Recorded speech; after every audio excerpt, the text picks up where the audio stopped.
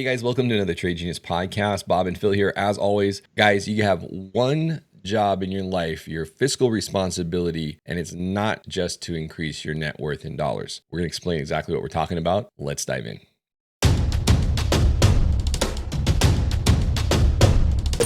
Trade Genius.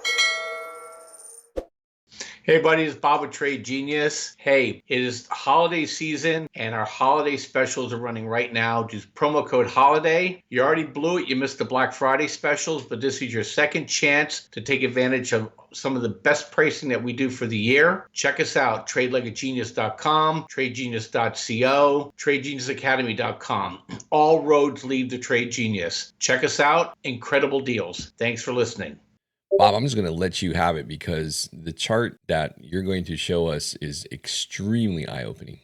Phil, this chart absolutely blew me away. You know, we always said don't fight the Fed. Well, the only way you can get rich is you got to out-earn the banks. And how the banks set the system up for themselves, it's clever. I mean, these guys are insidious, but they developed almost something as good as Bitcoin. How's that? And they've created this thing called the M2 money supply. And you want to throw this chart up for people? This is the M2 money supply. This is from 2020 on forward. And so here we've been on a tear on money supply, and we peaked in 2022. That's why we're a little nervous about the market. And if Phil, you could throw up this other chart of the money supply. Pretty cool. Yeah, this one. Yeah. So this is the excess from trend line. So we had this century. And in 2020, this is a better looking chart how it just launched above trend line. They just threw everything at the system. This is why we think this might be the generational blow off top. They threw $5 trillion of extra money into the ether here. It found its way into the stock market, but they've stopped increasing M2. We have bank credit collapsing, M2's falling with it, and we go into recession, M2 will collapse even more. And you're saying, Bob, we've heard all this before. Why does it matter? Let us show you why it matters. This is where our mind was absolutely blown away. We've never, ever exceeded the 1929 high in the stock market as it pertains to the supply of M2 in the economy. Boom. Yep. Unbelievable. And this is why the bankers are getting rich on the backs of everybody else. They just pump in enough money supply to keep them in business, but you can't out earn it. Companies can't out earn it. And you end up with a situation where this is slow drain of wealth away from everybody else into the pockets of the very, very few, and they're all connected to the banking system. What do you think about this, Phil?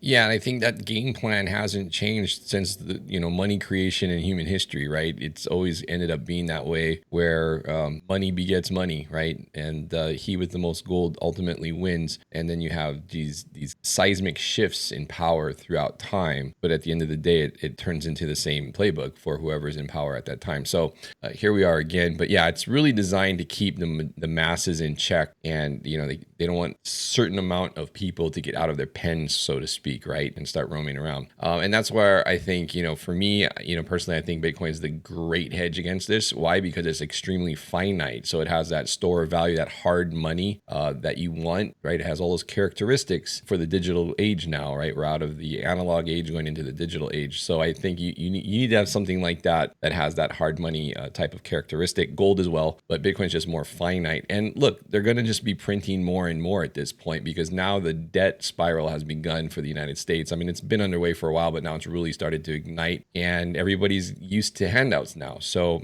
that's not going to stop. And everyone knows we should be taking that necessary medicine, that fiscal medicine. They should be taking the punch bowl away. They're not going to do it. They're going to say they're going to do it, and they're going to try to do it, or at least appear to try to do it. But at the end of the day, I don't think any of these guys seriously think that that's going to be an outcome that's going to be reality. So you have to hedge for it. Obviously, my take on this chart here, as far as the S&P 500, that's been adjusted for inflation. That's going to be that turquoise colored line. And that's what Bob's saying. We haven't gone anywhere. We just gyrate in a range. And obviously, you'd want to buy when that's down and maybe take profits when it's up.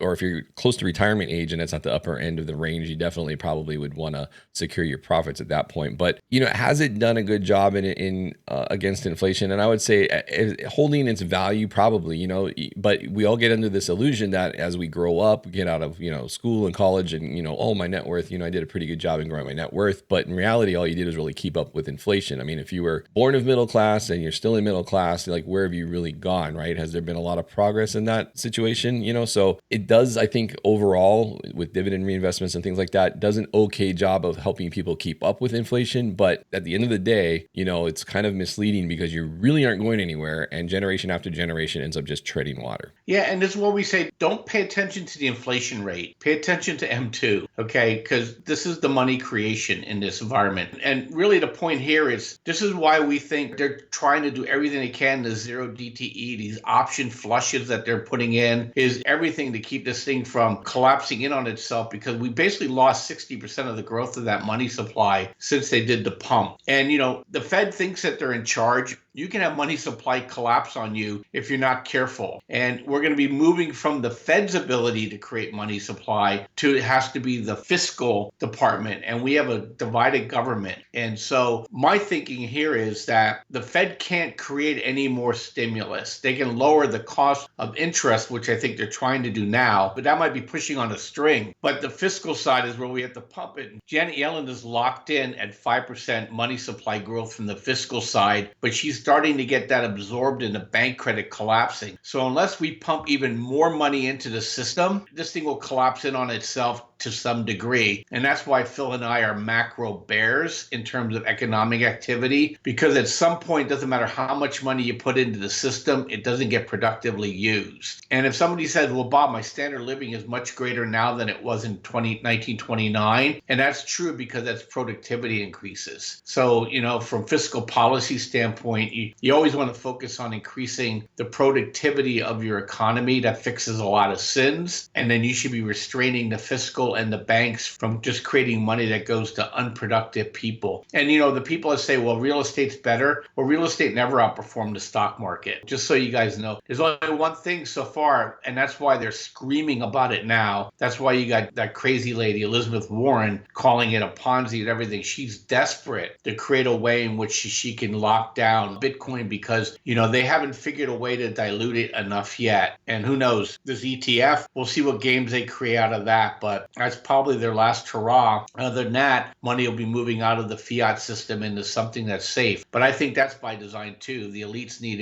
an escape capsule for fiat. So stay tuned on that. We'll be talking more about this. This is very profound. I don't think people ever thought of this in this term. And, as one of our subscribers found this for us, we thank you for that. This is on the Trade Genius side. And whoever created this thing, good on you, because this is an eye-opener for people. And you better be paying attention because M2 is starting to collapse. That's all I have, Phil. Yeah, and that chart was from thechartstore.com. Guys, let us know what you think. Do you feel like you've been treading water in, the course of your portfolio building, or do you feel like you're outpacing inflation? Let us know your thoughts down below. As always, guys, thanks for watching. Check out our specials over at tradegenius.co. Thank you guys for watching. Please hit like and subscribe. Really helps out our channel. We'll see you guys on the next episode. Take care.